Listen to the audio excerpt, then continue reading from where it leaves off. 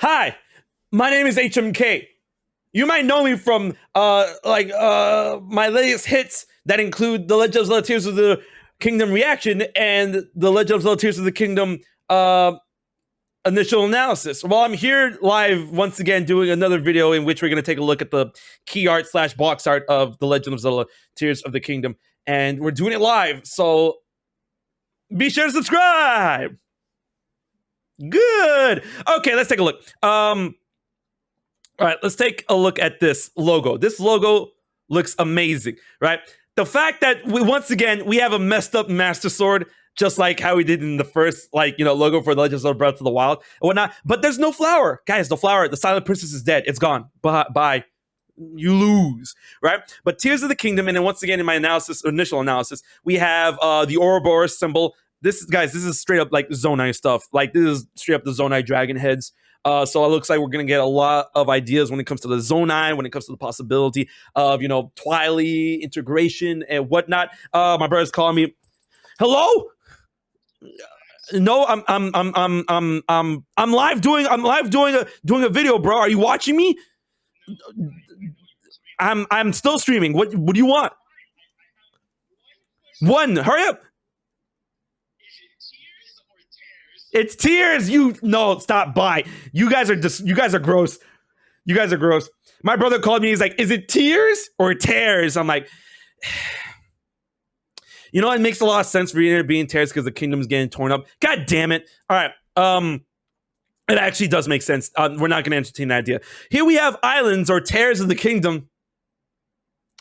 And we have certain, once again, just like in the trailer, we have certain focal points of where Malice is sleeping out. We have Malice coming out of Hyrule Castle from the bottom because I want to assume that that's where Ganondorf was buried. And then he's like rising up. And he's like, all right, guys, I'm tired of this. We in this. Rise it up there, right?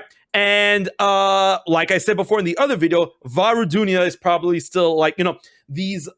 I feel like Ganondorf still has a connection or some sort of influence over the Divine Beast. So Vah Rudania is probably being affected by Ganondorf's malice, and that's why that is spewing out malice. And that's going to be a fun time. All right. So go, guys. All right.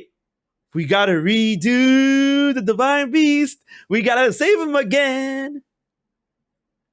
We got to save him again. We got to save him again. All right. Here we have Link in all of his beauty and his glory, but it seems that Link has the Master Sword once again in the full sheath of the Master Sword, because in the in the second trailer, not the second trailer, but in the delay announcement for Tears of the Kingdom, Link had the Master Sword, but it was messed up, and he didn't have it in the full sheath. He had kind of in a wrap or a bandage or anything like that, and now it seems that this might have a journey to repair the Master Sword, or make the Master Sword look like that, where the Master Sword now has a new fate in which that's going to be the blueprint in reconstructing it. So all right, so the Master Sword looks like this. Half of it looks like the Master Sword. The other half is going to look like that given form.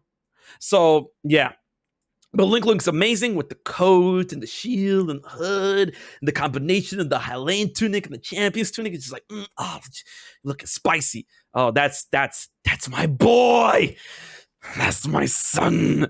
Now, one thing that's interesting to note is that the broken pieces of the land, or the tears of the kingdom, I hate that he put that into my head, have the patterns of the glyphs of the square angular stuff. Like when you tear apart the land or whatnot. Oh, God. So that's going to be interesting to see if, the reason why this got broken apart is the land broken apart because of malice, or because of the green energy that's trying to keep these, areas of the land or of the world safe from malice. It's okay, listen, Ganondorf is awake. We can't let him touch this sacred ground. So I'm going to cut up this land itself and send it up skyward, just like Skyward Sword. All right. In the distance, we see more arches. We see more land formations here and here. And this looks like to be another dungeon over here. This seems to be some sort of housing formation or whatnot. This art looks beautiful. I thought Breath of the Wild's art was beautiful, but here we have the golden sun with the promise of a new world.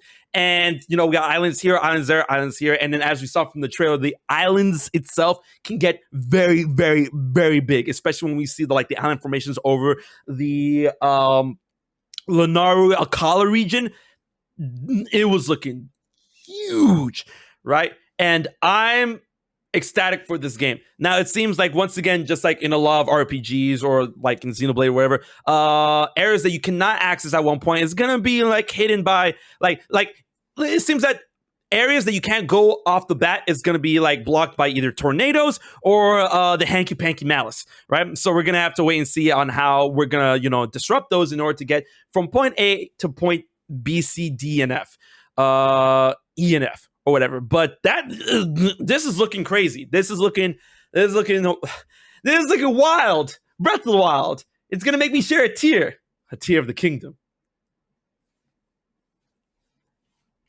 I hope you guys enjoyed this box art analysis, reaction, whatever there is. Be sure to subscribe and have fun and get ready for the news, because Zelda content is gonna be back with a raging vengeance, just like Ganondorf himself. So be sure to subscribe, because it helps me eat, it helps me live, it helps me do what I do for you to do. Yeah.